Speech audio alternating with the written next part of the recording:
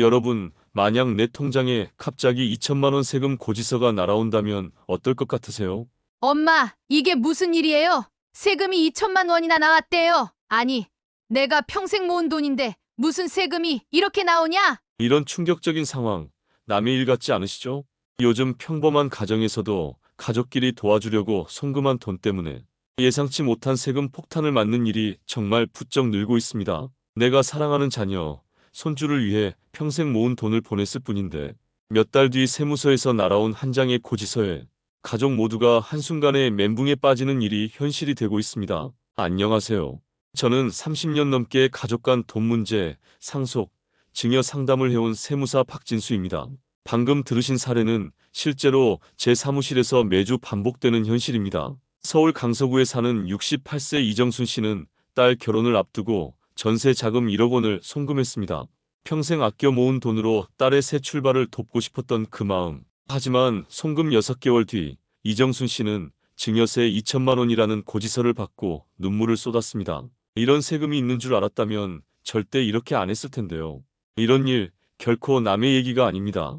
부산 해운대구에 사는 72세 김성호 씨도 손녀 유학 자금으로 3천만 원을 보내줬다가 몇 달 뒤 증여세 고지서를 받고 급하게 대출까지 받아 세금을 냈습니다. 손녀 공부시키는데 왜 세금이 붙냐며 억울해하셨지만 이미 기한이 얼마 남지 않아 어쩔 수 없었습니다. 이제는 서울, 부산, 대구, 전국 어디서든 평범한 부모님, 조부모님들이 가족을 돕다가 세금 폭탄을 맞는 일이 매일처럼 벌어지고 있습니다. 왜 이렇게 가족 간 돈거래에 민감해졌을까요? 최근 2년 새 우리나라 세금 수입이 90조 원 가까이 부족해졌고 정부는 세금을 더 걷기 위해 일반 가정의 평범한 돈거래까지 샅샅이 들여다보고 있습니다. 2025년 5월부터는 세무 공무원이 세금을 찾아내면 그 금액의 10%를 인센티브로 받는 제도까지 시행됩니다. 이제는 컴퓨터가 모든 은행 거래를 자동 분석해 내가 생각지도 못한 돈 흐름까지 다 추적합니다. 경기도 용인시에 사는 63세 김영수 씨는 결혼하는 딸에게 전세금 1억 8천만 원을 송금했다가 자금 출처 조사 통보를 받고 소득 대비 자금 흐름이 크다는 이유로 결국 3,500만 원의 증여세를 추가로 냈습니다. 가족끼리 돕는 건 문제 없을 줄 알았는데 이런 후회가 너무 늦게 찾아오는 분들이 많습니다. 부산 남구의 75세 박영자 씨는 손자에게 매달 150만 원씩 용돈을 보냈습니다. 1년이면 1,800만 원이죠. 예전에는 이런 돈이 눈에 띄지 않았지만 요즘은 컴퓨터가 이런 송금 패턴을 바로 포착해서 이건 조금씩 나눠주는 징이 아닌가? 라고 의심합니다. 따로따로 보내면 괜찮다고 해서 그렇게 했는데 이제는 그것도 안 되는 거네요. 맞습니다. 이제는 개별 송금이 아니라 돈을 보내는 전체 흐름과 목적까지 세무서가 다 살펴봅니다. 여기서 잠깐 지금까지 실제 세금 폭탄을 맞은 사례와 가족 간 돈거래가 왜 이렇게 위험해졌는지 살펴봤습니다. 이제부터는 어떤 경우에 특히 주의해야 하는지 제가 30년간 상담하며 발견한 세무서가 특히 주목하는 4가지 위험 신호를 알려드리겠습니다. 첫째, 일정한 주기로 같은 금액을 송금하는 경우입니다. 예를 들어 매달 20일마다 100만 원씩 보내는 것. 이런 패턴이 가장 위험합니다. 대전 중구에 사는 70세 장현수 씨는 취업 준비 중인 손자에게 매달 170만 원씩 보냈다가 2년 뒤 세무조사를 받았고 누적 금액 4천만 원에 대해 800만 원의 세금을 내야 했습니다.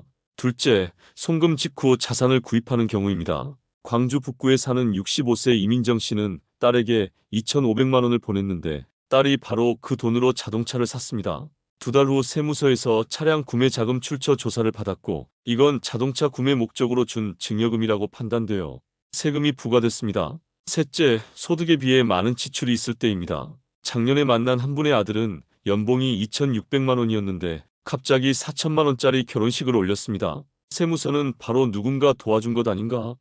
라며 부모 계좌를 조사했습니다. 넷째, 미성년자 계좌로 돈을 보내는 경우입니다. 손주 대학 갈 때 쓰라며 초등학생 손주 통장에 매달 저금하는 경우 세무서는 특히 주목합니다. ATM 기록이나 송금자 추적을 통해 누가 입금했는지 다 알 수 있어요. 여기까지 잘 이해하셨나요? 이런 방식으로 돈을 보내면 세무서가 금방 눈치챕니다. 그럼 이제 어떻게 해야 세금 폭탄을 피할 수 있는지 실제 현장에서 효과를 본 노하우를 알려드릴게요. 먼저 가족 간 돈거래에서 세금 없이 줄 수 있는 기준을 꼭 기억하세요. 부모가 성인 자녀에게는 10년간 총 5천만 원까지 조부모가 미성년 손주에게는 10년간 총 2천만 원까지 세금 없이 증여할 수 있습니다. 형제, 자매, 삼촌, 이모가 조카에게는 500만 원까지 세금이 없습니다. 여기서 중요한 건 10년간 누적 금액이라는 점입니다. 예를 들어 2020년에 3천만 원, 2024년에 3천만 원을 자녀에게 줬다면 총 6천만 원 중 5천만 원 초과분인 1천만 원에 대해 세금이 부과됩니다. 또 한 가지, 10년이 지나면 다시 새롭게 한도가 적용됩니다. 하지만 한 번에 큰 금액을 주면 위험하니 꼭 나눠서 주는 것이 안전합니다. 이제부터는 세금 폭탄을 피할 수 있는 실전 노하우 5가지를 알려드릴게요. 첫째, 송금 메모를 제대로 활용하세요. 돈을 보낼 때 이체 메모에 무엇을 위한 돈인지 구체적으로 적으세요. 예를 들어 4월 생활비, 대학 등록금, 병원비 지원, 월세, 보조 등 정확한 용도를 써주면 세무서에서 의심할 가능성이 크게 줄어듭니다. 사랑의 용돈처럼 애매한 표현은 오히려 불리할 수 있으니 피하세요. 둘째, 큰 돈은 나눠서 주는 것이 안전합니다. 딸 결혼한다고 1억을 한 번에 주면 세무서가 바로 주목합니다. 부산 동래구에 사는 69세 박미정 씨는 결혼하는 딸에게 전세 자금 1억 5천만 원을 한 번에 보냈다가 3,240만 원의 세금을 내야 했습니다. 10년 동안 5천만 원까지는 세금 없이 줄 수 있으니 올해 5천만 원, 내년에 5천만 원 이렇게 나눠서 주고 나머지는 차용증을 작성해서 빌려주는 방식으로 하세요. 셋째, 차용증은 반드시 작성하세요. 차용증은 돈을 빌려줬다는 증거 서류입니다. 금액은 숫자와 한글로 함께 쓰고 무엇을 위한 돈인지 명확히 적으세요. 상환 계획도 구체적으로 쓰고 부모님과 자녀가 함께 있는 자리에서 서명까지 꼭 받아두세요. 날짜도 빠뜨리지 마세요. 여기서 중요한 팁 하나, 2억 1,700만 원까지는 이자 없이 빌려줘도 법적으로 문제 없습니다. 부부라면 각자 2억 1,700만 원씩 총 4억 3,400만 원까지 이자 없이 빌려줄 수 있습니다. 넷째, 원금은 조금씩이라도 상환해야 합니다. 5월 50만 원씩만 갚아도 충분합니다. 이체 메모에 원금 일부 상환이라고 꼭 적으세요. 만약 자녀가 돈을 못 벌어 상환이 어려우면 상환 계획 변경 약정서를 작성하면 됩니다. 사업 부진, 건강 문제 등 상황에 따라 상환 계획을 조정하는 것도 가능합니다. 실제 세무조사에 대비하는 방법과 가족 간 돈거래에서 반드시 놓치면 안 되는 중요한 절세 전략을 실제 상담 사례와 함께 차근차근 알려드리겠습니다. 먼저 가족끼리 돈을 빌려주거나 도울 때 가장 중요한 건 기록과 증거입니다. 부산에 사는 67세 박성자 씨는 아들 창업 자금으로 1억 원을 빌려주었습니다. 처음에는 아들이 매달 이자와 원금을 잘 갚았지만 사업이 어려워지면서 상환이 힘들어졌죠. 박성자 씨는 아들에게 한 달에 5만 원이라도 보내라고 조언했고 아들은 매달 소액이라도 송금하면서 이체 메모에 3월 원금 일부라고 꼼꼼히 남겼습니다. 그리고 상환 계획 변경 약정서도 새로 작성해 두었습니다. 이렇게 준비를 해두니 실제 세무조사에서도 아무런 문제 없이 통과할 수 있었습니다. 여기서 꼭 기억해야 할 점이 있습니다. 차용증, 상환 내역, 송금 메모, 약정서 같은 서류는 반드시 5년 이상 보관해야 합니다. 수원에 사는 72세 김영철 씨는 아들 유학 자금으로 8천만 원을 지원했는데 차용증 원본을 분실했지만 등록금과 생활비로 8천만 원 빌려줄게 2년 후부터 갚으면 된다는 카카오톡 메시지가 남아 있었습니다. 이 메시지 덕분에 증여세를 한 푼도 내지 않았습니다. 요즘은 문자, 카톡, 이메일 등 모든 기록이 증거가 될 수 있으니 꼭 5년 이상 꼼꼼히 보관하세요. 현금보다는 계좌이체가 훨씬 안전하다는 것도 반드시 기억해야 합니다. 그냥 현금으로 주면 안 걸릴 것 같다고 생각하는 분들이 많지만 현금은 오히려 더 위험합니다.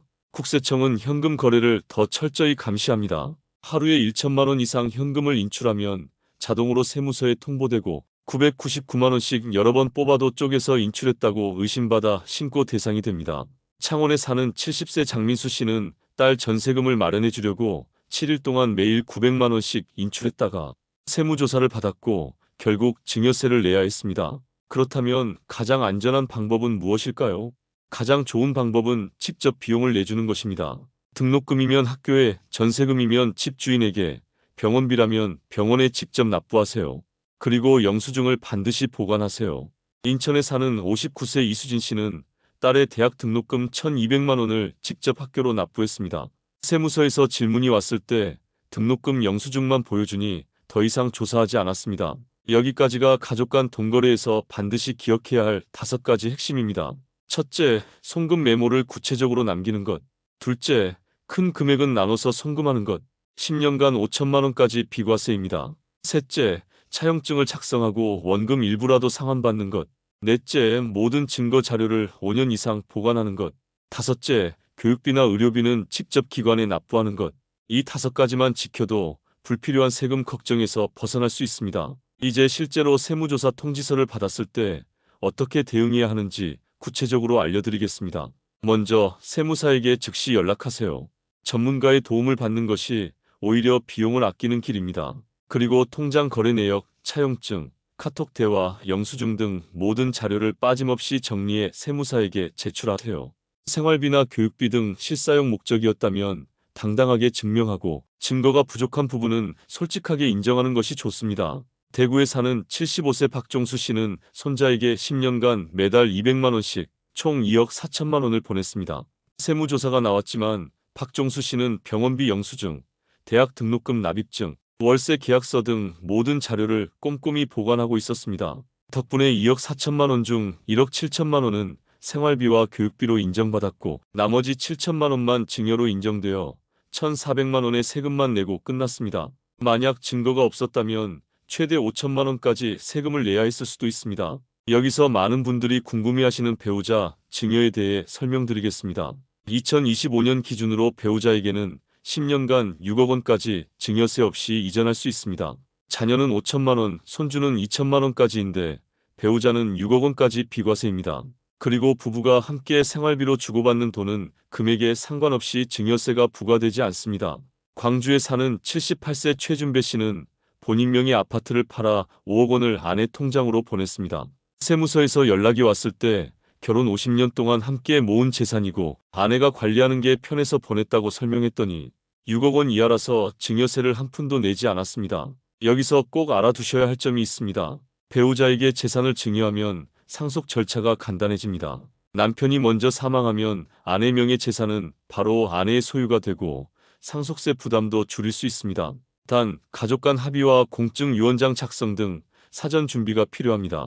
창원에 사는 75세 김영호 씨는 5억 원을 아내 명의로 바꾸면서 아내가 먼저 돌아가실 경우 이 재산은 장남과 차남에게 각각 2억 5천만 원씩 나눠준다고 공증 유언장에 명시했습니다. 이렇게 미리 정해놓으니 가족 모두가 안심할 수 있었습니다. 배우자 간 증여를 활용할 때는 몇 가지 팁이 있습니다. 첫째, 증여 계약서를 반드시 작성해야 합니다. 둘째, 증여세 신고는 증여받은 날부터 3개월 이내에 해야 합니다. 셋째, 배우자 증여 후 5년 안에 이혼하면 세금이 추징될 수 있으니 주의해야 합니다. 넷째, 부동산 증여 시 등기부등본에 증여라고 명확히 기재해야 합니다. 이렇게 준비하면 가족 재산을 안전하게 지키고 불필요한 세금도 줄일 수 있습니다. 2025년 5월부터는 세무 공무원이 세금을 찾아내면 그 10%를 포상금으로 받는 제도가 시행됩니다. 이제 가족끼리니까 괜찮겠지라는 생각은 버리시고 오늘 알려드린 방법대로 꼼꼼히 준비하셔야 합니다. 준비된 사람은 문제없이 통과하고 준비가 부족하면 몇 천만 원의 세금을 내게 됩니다. 여러분의 소중한 재산 현명하게 지키시길 바랍니다. 마지막으로 실제 상담 현장에서 자주 나오는 실수와 주의사항을 정리해드리겠습니다. 자녀가 결혼할 때 전세자금 1억 원을 한 번에 보내면 10년간 5천만 원까지는 비과세지만 그 이상은 증여세가 부과됩니다. 따라서 1억 원을 보내야 한다면 5천만 원씩 2번에 나눠서 보내고 나머지는 차용증을 작성해 빌려주는 것이 안전합니다. 손주에게 매달 100만 원씩 용돈을 보내는 경우 미성년 손주는 10년간 2천만 원까지 비과세입니다. 그 이상은 증여세 대상이 되니 2천만 원을 넘기지 않도록 주의하세요. 가족끼리 돈을 빌려주고 차용증만 있으면 정말 세금이 안 나올까요? 차용증, 상환 내역, 송금 메모, 상환 계획 변경 약정서 등 모든 절차를 갖추고 실제로 일부라도 상환이 이루어져야 세무서에서 인정받을 수 있습니다. 증여세 신고는 반드시 증여받은 날부터 3개월 이내에 해야 하고 신고를 안 하면 가산세가 붙으니 꼭 기한을 지키세요. 배우자에게 부동산을 증여할 때는 등기부등본에 반드시 증여라고 써야 하고 증여 사실을 명확히 남겨야 추후 분쟁이나 세무조사에서 불이익을 피할 수 있습니다. 여러분, 오늘 알려드린 방법만 잘 지켜도 세무조사 걱정 없이 가족을 도울 수 있습니다. 이 영상이 도움이 되셨다면 좋아요와 댓글로 응원해주세요. 여러분의 한 번의 클릭과 댓글이 더 많은 분들에게 중요한 정보를 전하는 힘이 됩니다. 앞으로도 신뢰할 수 있는 세무 정보로 여러분의 노후와 가족을 지키는 데 도움드리겠습니다. 건강하고 행복한 하루 보내세요. 감사합니다.